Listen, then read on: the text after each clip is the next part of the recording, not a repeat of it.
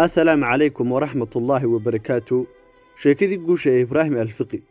شيكدا إبراهيم الفقي وشيكا قوله أو قرنتين لشيكو. إبراهيم الفقي وان هورين نرشيس انتو قبضنايد إنو دادك كلا برا سيدا لوغا قدبا عقابضها كهوري مادا انتي كوتيران سعودالك قوشة. إبراهيم الفقي وحو نرشيس انتو قبضنايد كبحيي سيدو وفافين لها فكرك يا أخلاق وعن ايتوغن.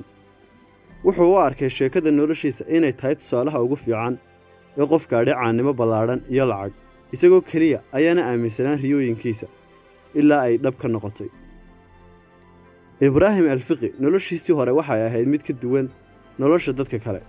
Wuxuu ku dhashay dalka Masar sanadku markuu ahaa 1950kii. Wuxuu digrigiisii ugu horeeyay ee jaamacadda ka qaatay kulliyadda dalxiiska iyo hoteelada.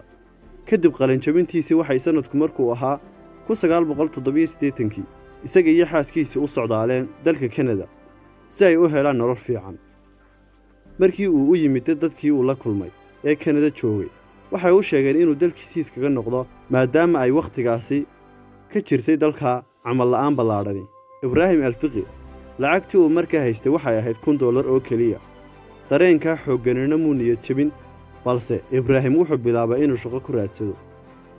Wuxuu galay wareysi shaqo ka mid ah hoteelada dalka waxaan uu sheegay maamulihii hoteelka inaanay ku habboonayn shaqadani oo aan u qalmin. Ibraahim wuxuu ka tagay halkii isagoo niyad jabsan balse wuxuu go'aansaday inaanu quusan.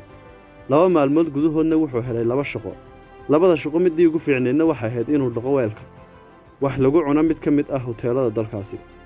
Inkastoo shaqadaasi aanay ahayn ta ugu fiican haddana uu aqbalay shaqadii isagoo ku adkaystay inuu socdaalkan ka soo bilaabo meel aad u hooseysa ilaa uu ka gaadhayo meel sare. Ibraahim wuxuu si degdeg ah horumar uga sameeyay shaqadiisii marba markii ka dambeysana wuu si dalaacay ilaa uu markii dambe noqday maamulihii hoteelka. Intaa kadibna wuxuu ku guulaystay abaalmarin ah maamulaha ugu fiican hoteelada waqooyiga Ameerika.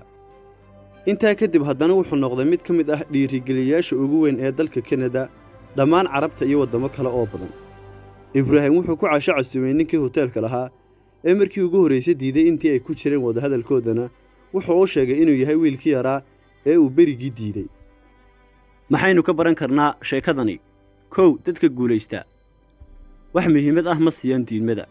Ibraahim Alfiqi wuxuu takhasuskiisu ahaa hoteelada aqoon badan u lahaa balse markii ugu horeysay waxa loo sheegay inaanu ku habboonayn ka shaqaynta hoteelada balse wuxuu ahaa qof aaminsan naftiisa dhagna uma dhigin diidmadii laga hor yimid ilaa uu markii dambe u cadeeyay qofkii diidanaa qaladkiisa. haddii aad rabto inaad noloshaada guul ka gaadho waa inaad ilowdaa diidmooyinka sababtoo ah badankooda wax micno ah ma sameeyaan. 2 aamin naftaada sidoo qof u sii wadan karaa socdaalkiisa isagoo la kulmaya diidmooyin badan haddana aan rajo dhigayn. dhammaan dadka guulaha gaadhay waxay si adag u aaminsanaayeen naftooda taasina waa sababta diidmooyinku aanay u gelgelin kalsoonida ay ku qabaan naftooda. wassalaamu calaykum